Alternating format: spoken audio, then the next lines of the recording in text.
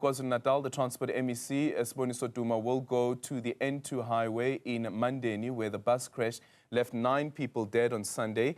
The 82-seater bus lost control after tyre burst, plunging down an embankment. It was travelling from Richards Bay to Shakaskraal. Newzroom Afrika's Nobuhle Modise joins us now live from the scene. A very good morning to you, Nobuhle. We understand that the MEC, Siboniso Duma, is expected to be on the scene at this hour. What do you know about his whereabouts? Good morning, Aldrin. Yes, we do expect Transport and Human Settlements MEC Siboniso Duma to be making his way here. I'm actually standing right next to his spokesperson. He hasn't arrived quite as yet, but yes, he is expected to come here together with the KwaZulu-Natal local municipality mayor Nobuhle. They are meant to come to the scene where it seems as though yesterday was very, the scenes here were extremely tragic, especially because we know that retrieving those bodies was quite a complicated task, and it happened up until 11:30 last night, when we know that the accident actually took place around 4 p.m. Now, preliminary reports indicate that the 82-seater bus traveling from Richards Bay to KwaZulu-Natal had 12 Apostles Church members in it when a tyre burst, and the driver unfortunately lost control of the bus, and that's when it veered off the road. I'm going to just move so you can see what I am talking about. It veered off the road and unfortunately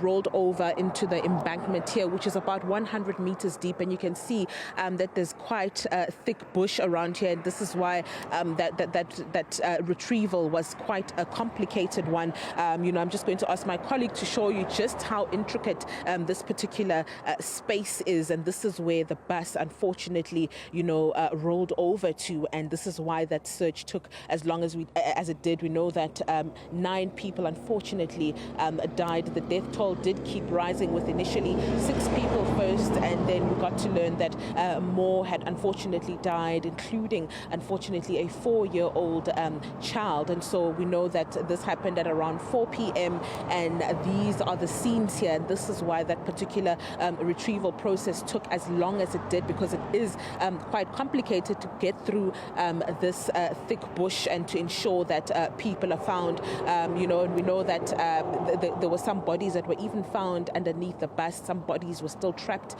inside the bus, and this is why this was such a complicated and tragic scene, Aldrin. And now we know that the MEC and the KwaZulu-Natal local municipality mayor Modise will be here, to come and inspect here. We understand that there were many teams on site, from the various members of the traffic department, the RTI.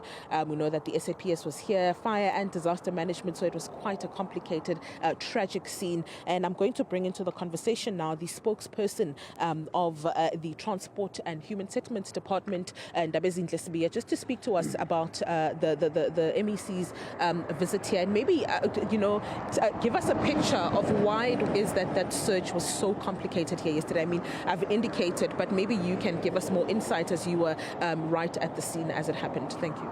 No, thank you very much. And as you correctly pointed out, the MEC for Transport and Human Settlements, Siboniso Duma, is making his way. He's coming here.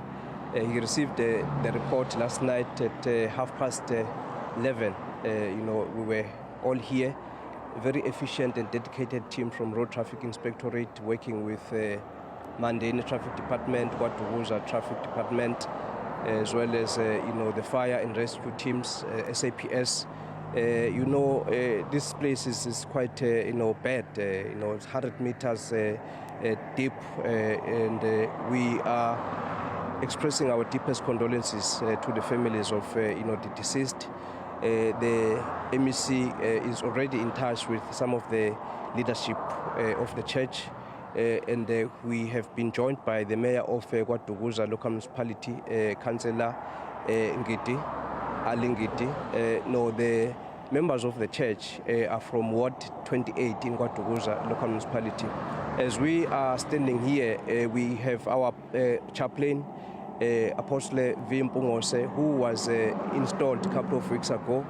In that event, the MEC asked the religious leaders to ask God to shine His face on the people of KwaZulu-Natal, especially the victims of the families of the victims of road accidents, including those that died during the recent prolonged rainfall which resulted in floods. So it's a very sad day. We will be making an announcement, the MEC will be making an announcement in terms of how we move forward, but there is a team which is on standby, it is here, which is going to interact with the family members so that we are able to give the victims a dignified funeral. That's all we can say at the moment. Do you know if the MEC will be joined by some of the family members? Do you know if the process of identifying bodies has been done yet? And we know that in some African people believe in fetching a spirit once someone has died in this manner. Do you know if this is going to be happening at any time today here on this particular scene? Well, when the MEC gets here, it's going to receive a proper report from the mayor of KwaZulu-Natal municipality, because the mayor is also from the same church. So he was at General Kizenga Mpanza Hospital last night, and we received, sadly, a report that the 9th person, succumbed to, internal injuries. So at this stage, we've got about 9 people confirmed dead. So that process of, interaction with the families, it will start us from this morning to ensure that at least we are able to bring them to this scene, and that we also visit the injured, passengers who are still in hospital. We are obviously asking religious leaders under the leadership of Apostle V. Mpungose to once again, pray to God to give the families of the deceased strength. And this is going to be a very long week.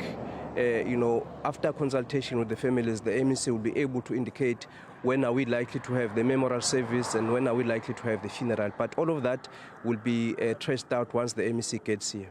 Thank you very much. That is Ndabezile, who is the spokesperson for the Transport and Human Settlements Department. And you'd know, Aldrin, that this particular road is very notorious for head-on collisions. Just in October last year, there was another head-on collision where 8 occupants in one vehicle unfortunately died, and 4 of them were teenagers. You'd remember that mass funeral that was held here in Mandeni. And just before that, there'd been another head-on collision that had happened, a week prior to that October 2024 accident. So this is quite, a road that is known for these fatal accidents, and you would have heard in Ndabezile, they're just speaking to the fact that they're roping in, the religious sector to ensure that, they pray for families, they pray for KwaZulu-Natal. As you would have heard him there say, the province has been befallen by many tragedies just since the start of the year.